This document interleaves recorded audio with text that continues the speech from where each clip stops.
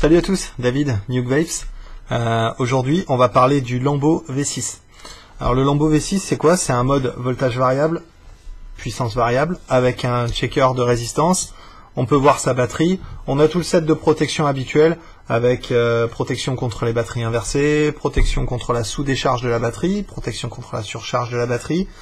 Voilà, donc vraiment protection contre les courts-circuits, etc. Donc ça, c'est vraiment voilà le type de base. Mais pas tout à fait. Ce Lambo, en fait, il est réglable de 3 à 6 volts et de 1 à 20 watts. Quand j'ai vu ça, je me suis dit, wow, 1 à 20 watts, 20 watts, oh my god, c'est comme le DNA20. Donc on va regarder ça de près. Je l'ai passé à l'oscilloscope, j'ai acheté un oscilloscope juste pour ce test. Et on va voir après que ça a servi un petit peu à rien, mais bon, c'est pas grave. Au moins, j'en avais le cœur net. Le prix, alors il est à 67,90 € chez Taclop. À ça, il va falloir rajouter des batteries. Donc 18,650 pour ce mode, officiellement. Mais il peut fonctionner en stacké. C'est pas recommandé ni par le constructeur ni par Taclop. Donc si vous stackez les batteries, on va commencer le disclaimer tout de suite maintenant. Si vous stackez les batteries, c'est pour vous. La garantie marchera pas et L-Rider, les fabricants de ce mode, ne recommandent pas du tout de faire ça. Mais on va voir dans les mesures que c'est pas si mal que ça. On va passer maintenant vite fait, on va regarder un petit peu le mode, tout ça, de quoi il est fait, de la tête aux pieds. Donc pour commencer par la tête, c'est un corps de ZMax V2. Donc c'est pas le corps de ZMax qui accepte les MT3, c'est le corps de ZMax avec le pas Ego qui va vous permettre d'accepter tout ce qui est iClear 16, toutes les choses qui sont en Ego un peu fin, entre guillemets. Tout ce qui est un peu épais comme le Kanger MT3 par exemple, ça passera pas. Voilà. Ensuite en bas on a un écran, donc c'est le même écran que sur le Vamo, donc c'est un écran à cristaux liquides, c'est pas un écran OLED, avec deux boutons plus moins, le bouton feu et à la fin le top cap avec les trous de ventilation. Le mode est entièrement en acier inox, avec un numéro de série gravé sur le côté, et sur l'autre côté on peut voir écrit Lambo 6.0 en ce qui me semble être du comics en MS, ce qui est un scandale. Donc on va passer tout de suite au menu pour voir un petit peu comment ça fonctionne. Donc quand on met sa batterie, le mode s'allume tout seul. Hop. Tac. Bon, stacké. Le mode est allumé. Et pour l'éteindre, il suffit de cliquer 5 fois sur le bouton feu. 2, 3, 4, 5. On a ce petit clignotement qui nous indique que le mode est éteint et ça fonctionne plus. Quand on veut le rallumer, 5 clics et le mode se rallume. Il se rappelle votre settings. Si vous l'éteignez comme ça, si vous enlevez la batterie, il se remet à 0. Ensuite, pour les réglages, donc là je suis en mode voltage, donc je fais plus-moins pour descendre, ça c'est hyper simple. Pour passer en puissance variable, 3 clics sur le bouton, 1, 2, 3. Et là je passe en puissance variable, et pareil, plus-moins pour monter et descendre à la puissance, c'est vraiment très simple. Pour regarder la résistance, je reste appuyé longtemps sur le bouton moins. Et là je vois ma résistance. Pour regarder combien il me reste de batterie, je reste appuyé longtemps sur le bouton plus, donc 3 secondes à peu près. Et je vois l'indication de batterie. Et voilà. Donc je sais où j'en suis. Il y a une protection contre les courts-circuits. Donc quand vous allez le mettre en cours, il va vous mettre une erreur. En fait, juste le bouton va clignoter et ne rien vous donner. Si vous appuyez sur la résistance pour checker, vous allez voir qu'il va vous écrire 0 ohm. Si vous avez un problème de connexion et que ça shoot pas, vous allez avoir une erreur F1. Donc F1, ça veut dire que vous avez pas de connexion sur l'atomiseur. Le diamètre du mode, c'est 22 mm. Et son poids à vide, c'est 110 grammes. Donc c'est un mode qui est en stainless, mais qui est quand même assez... voilà, la paroi du mode est assez fine.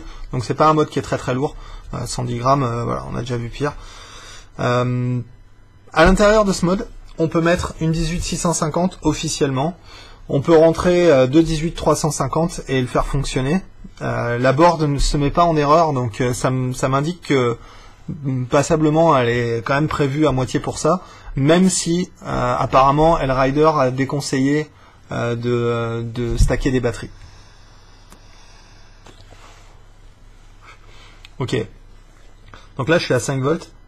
avec une résistance de 1,5 ohm, et c'est 5 volts quoi. 5 volts, 5 volts, c'est pas 5 volts à moitié, hein, c'est vraiment 5 volts. On va y venir. La sortie de ce mode, c'est pas un chip à 33 Hz, contrairement à ce que je pensais. C'est une des raisons pour lesquelles je trouvais ça bizarre. C'est une sortie complètement plate, un peu comme le MVP, comme le ProVary, comme le Inokin Lite SVV 3.0, qui est aussi une sortie plate. C'est une sortie qui est bien nickel, bien plate. On ne sent pas de modulation de fréquence. Il n'y a pas de modulation de fréquence apparente. Il y a un lisseur de courant, il y a une modulation de fréquence évidemment, mais il n'y a pas de modulation de fréquence apparente en termes de vape. Et du coup, ça donne une vape vachement linéaire et qui est très sympa quoi. Et évidemment, pas de bruit de serpent à sonnette sur les cartons.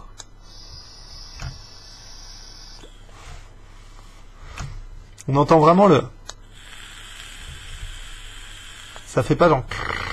On entend vraiment que ça c'est bien souple, bien lisse, et ça c'est vraiment chouette. Donc, évidemment, j'ai passé le mode au banc. Alors pour l'instant, j'ai pas encore ma boîte de test, donc je me suis fabriqué des petites résistances comme ça avec des cordes Phoenix. Donc je me suis refait des résistances jusqu'à obtenir quelque chose de stable, et je me suis servi de ça pour mettre sur mon oscilloscope, et j'ai fait des mesures en charge. Donc on va passer tout de suite au graphique. D'abord on va commencer par la tension en mode 18650. Donc d'abord j'ai fait mes mesures en mode 18650. Donc là vous voyez sur ce graphique, en fait, j'ai testé à 3 volts, 4 volts, 5 volts et 6 volts en mode tension variable, hein. Donc chaque barre représente une résistance d'atomiseur.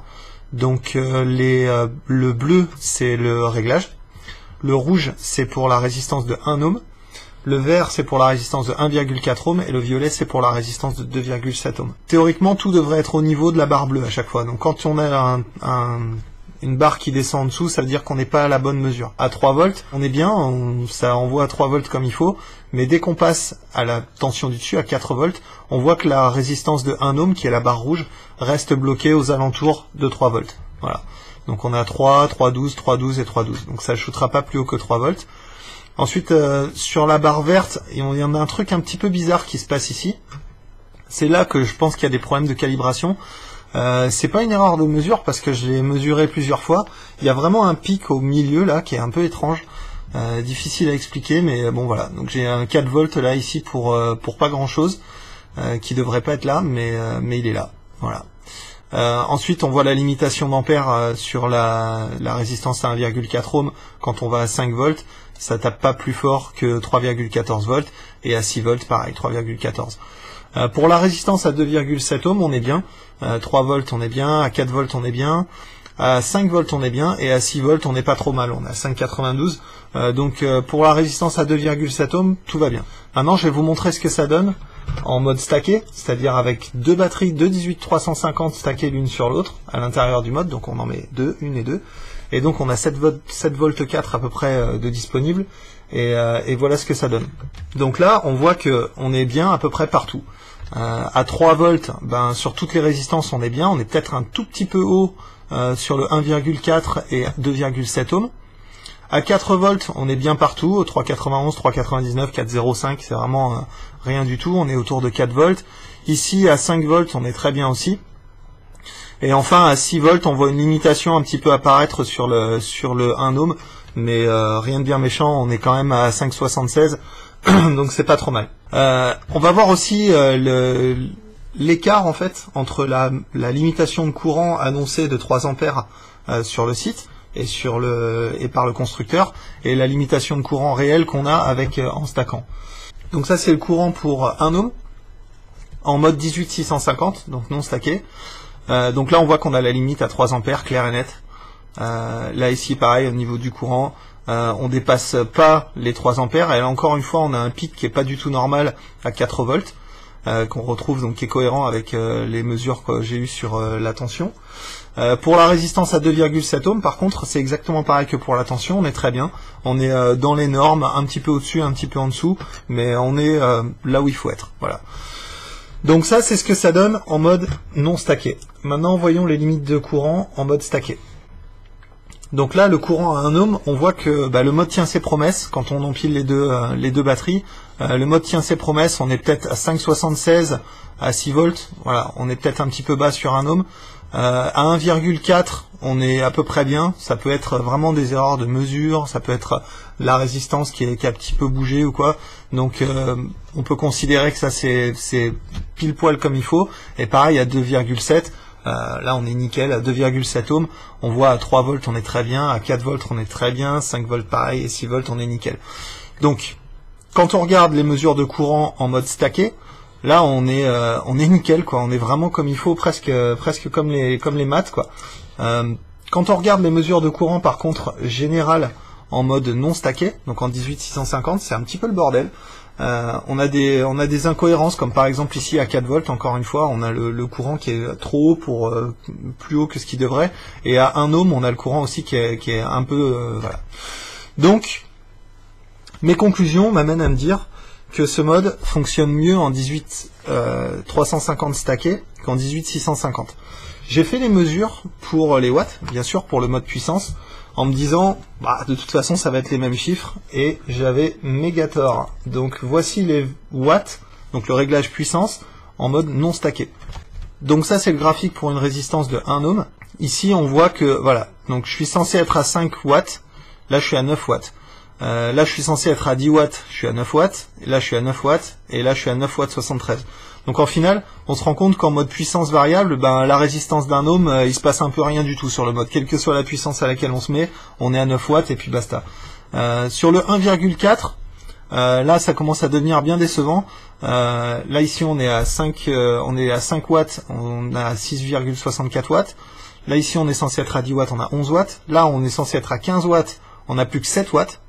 Encore une fois très bizarrement, et là on est censé être à 20 watts, et pareil on a encore une fois plus que 7 watts,10 quoi. Donc très bizarre. Et sur la résistance à 2,7 ohms, là à 5 watts on est bien, à 10 watts on est bien, à 12 watts on commence à avoir une chute, on a 3 watts de moins, et à 20 watts, jamais de la vie, quoi, on n'a pas 20 watts. Donc on n'a vraiment pas 20 watts si on est en 18650. Alors, est-ce que c'est gênant? Peut-être pour certains d'entre vous qui recherchaient vraiment la puissance. 12 watts, 13 watts, c'est extrêmement correct. La plupart des utilisateurs iront jamais au-delà de ça. Maintenant, je trouve ça dommage de faire la pub d'un mode en disant il va de 1 à 20 watts. Ça, c'est la faute à Elrider, c'est pas la faute à Taclop. Mais c'est dommage de faire la pub d'un mode en disant il va jusqu'à 20 watts alors qu'il y va pas. Il y va pas, on va voir ça tout de suite. Maintenant, je vais vous montrer les mesures que j'ai effectuées en mode 18350 et en puissance variable. Et là, on va voir que d'un coup, ça va mieux, quoi. Donc là, sur 1 ohm, c'est un petit peu étrange. Je suis un petit peu haut. Là, à 5 watts, je suis à 9 watts. Par contre, à 10 watts, on est à quasiment 12 watts. À 15 watts, je suis à quasiment 17 watts. Et à 20 watts, je suis à quasiment 23 watts. Donc je suis vraiment au-dessus, sur une basse résistance. J'imagine que le circuit a du mal à réguler avec des résistances un peu basses comme ça. Donc je vous le déconseille, même si le Lambo le gère. Je vous déconseille d'utiliser des résistances trop basses parce que la régulation fait un petit peu n'importe quoi, ça devient difficile de savoir ce qu'on va vraiment. Quand on se met à 1,4 watts, 1,4 ohm, sur une résistance d'1,4 ohm, pareil, on a vraiment cette impression que ça shoot un petit peu au-dessus. Donc là, je devrais être à 5, je suis à 7. Là, je devrais être à 10, je suis à 13. Là, je devrais être à 15, je suis à 18. Et quand je devrais être à 20, je suis à 23,86, donc quasiment 24 watts. Donc voilà, ça envoie du steak. Quand je passe à 2,7, là par contre ça stabilise et ça fait un truc bizarre. À 5 watts on est bien, on est à 5,24. À 10 watts on est bien aussi, on est à 9,82. À 15 watts on est à 12,89. Et à 20 watts on est aussi à 12,89. Donc tout ça pour dire, tous ces chiffres bien compliqués, tout ça pour dire la conclusion. Même s'il n'est pas annoncé pour fonctionner en batterie stackée, en mode voltage variable, pas en puissance parce qu'on a vu que la puissance ça a été un petit peu n'importe quoi au niveau des mesures. En mode voltage variable, le Lambo fait un excellent travail. On a vraiment, voilà, on a ce qu'il faut. Le mode tient ses promesses. Quand on lui demande 6 volts, quasiment quelle que soit la résistance, il nous les donne. Et ça nous donne des courbes d'ampères qui sont assez importantes. Quand on regarde la mesure des courants en mode stacké, en 218-350, sur une charge de 1 ohm, on s'aperçoit qu'on monte presque à 6 ampères en termes de switch. Donc ça c'est beaucoup, donc je vous recommande quand même de pas trop monter jusque là, parce que s'ils ont dit que leur mode était bon pour de la 18-650 et pas autre chose, c'est probablement que l'électronique n'est pas prévue pour ça. N'empêche que ça fonctionne bien mieux, je trouve, en voltage variable avec 2 batteries stackées qu'avec une seule 18-650. On peut aussi stacker, alors ça c'est si vous avez un tube de Vamo, donc je vais vous montrer ça en gros plan. Si vous avez un Vamo, vous pouvez mettre l'embout du Vamo au bout, et ensuite enfiler 2 18-500 à l'intérieur, 2 18-490, et refermer. Là ça vous permet de stacker, et en plus d'avoir la durée de vie, d'avoir une longue batterie. Par contre vous avez un super long mode, et encore une fois vous sortez complètement de l'utilisation du constructeur. Pour finir avec cette histoire de batterie stackée non stackée, si vous utilisez des batteries stackées, c'est à vos risques et périls. C'est-à-dire que vous risquez de détériorer votre mode, parce qu'il est probablement pas fait pour fonctionner à ces tensions-là, même s'il y arrive très bien. Et en tout cas, il est donné pour de la 18-650. Donc, si vous le faites, voilà, c'est pour vous. Et vous pourrez pas demander de vous faire rembourser, ou voilà, s'il y a quelque chose à vos batteries, ça sera pour vous, quoi. Donc, si vous le faites, faites-le en connaissance de cause. Un autre truc aussi, si vous stackez, AWIMR, obligatoire. C'est des batteries qui ont une chimie qui est non explosive, donc s'il y a un problème avec la batterie, elle va se contenter de couler, de chauffer à mort, et c'est tout ce qui va se passer. Il va pas y avoir de kaboom, de grosses explosions, ça va pas être le drame. Faites quand même attention avec les batteries, faites quand même attention avec les modes. Tout ce que je vous donne ici, c'est à titre informatif, c'est pas un conseil d'utilisation, au contraire, c'est voilà, je vous explique comment ça fonctionne et comment ça marche, et après vous faites ce que vous voulez. En conclusion, le Lambo V6. On va faire un jeu de plus-moins. On va commencer par les moins. J'aurais aimé que le grip là soit un petit peu amélioré. Simplement, voilà, un petit peu plus lisse. Je pense qu'avec le temps, ça va s'améliorer, mais bon. Les rainures sont un peu, sont un petit peu tranchantes. Encore une fois, vous n'allez pas vous couper dessus, mais d'un point de vue, d'un point de vue fil dans la main, sensation, c'est un petit peu, ça fait vachement des angles vifs, quoi. L'autre truc aussi qui est un peu chiant, c'est ce top cap qui est un peu un retour dans le passé, parce que c'est un problème qui avait été corrigé il y a bien longtemps de ça déjà avec les Sigelli et tout ça, et d'avoir rechoisi ce corps qui est un peu qui est un peu un corps un peu vintage par rapport à ce qui se fait dans la VAP maintenant, d'avoir rechoisi ce module là, enfin ce corps là, je trouve ça un petit peu étrange de la part de Hellrider. D'autant que il y a des top caps un petit peu élargis qui permettent de laisser passer les Kanger MT3 et tout ça, et là celui-là permettra pas. Par contre, vous pouvez toujours utiliser un adapteur, évidemment. L'autre moins, la puissance. Le problème de la puissance et le problème de ce mode en général, c'est sa calibration. C'est-à-dire que si vous cherchez vraiment à avoir un truc super exact en 18-650, c'est pas possible. Vous allez avoir, ça va vaper, bien sûr, vous allez avoir de la puissance comme il faut, mais ça va pas être, comme on l'a vu dans les chiffres, la board à l'intérieur, même si elle donne une sortie qui est lisse, c'est ça qui est une bonne chose, n'est pas assez précise. Et du coup, on a un petit peu des chiffres qui se baladent un petit peu, et c'est un petit peu étrange. Surtout ces pics qu'on a à 4 volts là, un peu sans raison. Donc voilà. De toute façon, après, ça reste des tests vachement exhaustifs, avec plein de résistances différentes, etc. La plupart d'entre vous, vous allez probablement regarder ce mode et vous dire « Ah, mais moi j'ai envie de vaper à telle puissance ». Il y a de fortes chances que votre plage de puissance soit comprise dans le mode. Maintenant, je trouve ça encore dommage, la même chose que pour Inokin. Je trouve ça dommage que les constructeurs annoncent des performances que les modes peuvent pas suivre. C'est cette limite d'ampères sur le switch en 18650 à 3 ampères, ça m'a direct, ça a tiré la sonnette d'alarme. C'est un petit peu dommage. Voilà, problème de calibration, problème de promesses non tenues en 18650. Alors, maintenant on va passer au point positif. Le bouton, j'aime bien le bouton, j'aime bien la lumière du bouton. Elle est vachement brillante et c'est une belle lumière bleue. L'éclairage est super sympa sur le mode, on y voit vachement bien, même en plein jour, même avec le soleil dessus et tout, on y voit vraiment très bien. Le menu, super simple, nickel.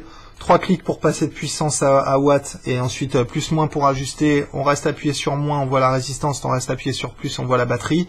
Fin de l'histoire. Ça, je trouve ça génial. C'est vraiment un très bon système de menu. On n'a pas à cliquer genre 50 fois pour voir la résistance. On veut voir la résistance, ça se fait en 3 secondes et c'est vraiment génial. Autre plus aussi que j'aime bien, c'est la fabrication. Il est en stainless et c'est pas le genre de truc qui prend les traces de doigts. C'est pas le genre de truc non plus qui prend les rayures trop facilement. Et donc du coup, ça en fait un mode assez durable dans le temps. Un autre plus pour moi qui est encore une fois qui est à vos risques et périls, qui est un plus pour moi, mais qui voilà, c'est le fait qu'on puisse stacker. Et là, voilà, le mode s'exprime. Quand on se met en voltage variable et qu'on stack de batterie, on a vraiment, voilà, on a des courbes qui sont comme il faut, les mesures sont comme il faut, et le mode tient ses promesses, là, pour le coup. Ça, je trouve ça vachement intéressant. Autre truc aussi, la sortie bien lisse. Il y a un lisseur à l'intérieur de ce mode, ce qui fait qu'on a une sortie qui est bien constante. On n'a pas de modulation de fréquence dans la vape apparente, enfin, voilà. Et ça fait une tension bien plate. Pour certains d'entre vous, ça risque d'être un des trucs qui vont faire que vous allez acheter. Un autre truc aussi, le price. Je trouve que le prix il est pas mal. À 68 €, voilà à peu près. Je trouve que pour un mode de cette qualité, avec voilà, en full stainless, assez puissant, avec une sortie lisse, ça peut être une bonne option. Ok, donc conclusion. Donc finalement, est-ce que je recommande ce mode ? Malheureusement, il a beaucoup d'imperfections. Au niveau de la puissance, au niveau de la façon dont la board est réglée à l'intérieur, le Rider a pu faire un meilleur travail de calibration. Je pense que le gros problème qu'ils ont eu, c'est qu'ils ont voulu absolument lisser ce chipset à 33 Hz. Et je pense que c'est ça qui fausse un petit peu les données, qui fausse un petit peu la sortie et qui donne ces résultats un petit peu erratiques parfois, surtout en mode puissance en fait. Donc je pense pas que ce soit une grande réussite ce mode. Vraiment la seule chose qu'il sauve, c'est de pouvoir l'utiliser avec des batteries stackées, donc avec des 18 350 ou là comme ici des 18 500. Donc là ça fait vraiment un très long mode. Par contre après voilà, si vous êtes à la recherche de la montagne de la puissance, ça peut être une option. C'est-à-dire qu'un mode qui envoie 23 volts, un mode électronique qui envoie 23 watts, pardon, j'en connais pas d'autres que celui-là. Donc vraiment, si vous cherchez à vaper avec 23 watts avec un mode électro, avec ça c'est complètement possible. C'est vraiment la seule chose qui le sauve. Avec son top cap un petit peu voilà, qui est pas très tolérant avec les atos. J'ai pas eu de problème avec la connexion 510 vraiment, mais c'est le fait que le top cap soit un peu fin comme ça et ne permette pas d'utiliser des iVod et tout qui sont quand même super populaires. Et voilà, en général quoi, le fait que ce soit mal calibré, tout ça, c'est des choses qui m'embêtent personnellement. Donc est-ce que je le recommande seulement si vous êtes à la recherche de la montagne de la puissance, que vous avez 70 € de côté et que vous voulez vraiment un truc pour faire bombarder vos atos reconstructibles ou votre Genesis ou quoi. Sinon pour le reste, il y a le Vamo, il y a d'autres options qui sont très bien et qui sont voilà, qui sont bien et qui sont même parfois mieux que ce mode pour les vapeurs, disons qui va pas des puissances normales. Voilà. Donc c'est tout pour aujourd'hui. Je vous dis à bientôt, à la semaine prochaine. Enfin cette semaine, je vais essayer d'en sortir quelques-unes pour une autre vidéo. Et en attendant, on continue de vaper.